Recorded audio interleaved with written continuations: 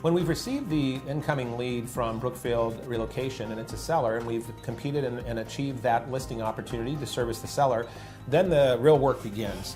So you mentioned earlier, Dee, being an advocate, and I love that word advocate because it brings up such a strong connotation of really waving someone's flag and making sure something's going to happen. So can you share with us about what your expectations are of a listing agent, making sure that the service and skills and marketing are going to happen within that listing process?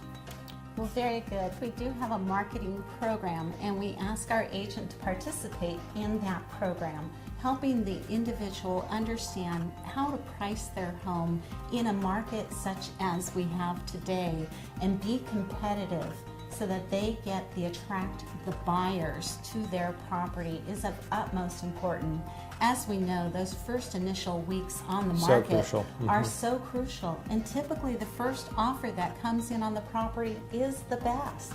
So we want to work with that, and we want to prepare the expectation of our seller, helping them through the process, what we're doing for them as a company, as an agent, and as a relocation director to stay involved and make sure that their property is coming up as often as a search of their neighborhood so that they feel the real difference of working with Real Living Lifestyles. That's great. Well, the marketing program you mentioned, we call it a 360-degree marketing digital program, and it encompasses anything from print media to direct mail to mobile marketing right to your cell phone or to your iPhone. And so we make sure that the agents are very well versed in that.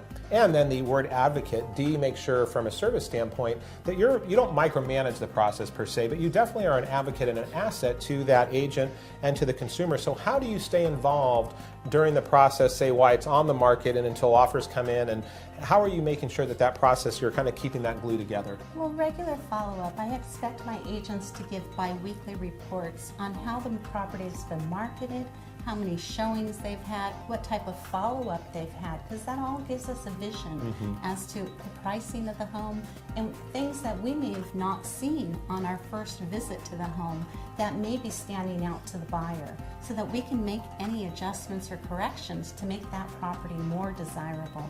That's great. Well, whether you're working as a buyer or seller here with our relocation team and Dee Emerson, you are going to be well satisfied on the results and the service you get, and you are going to love coming to San Diego.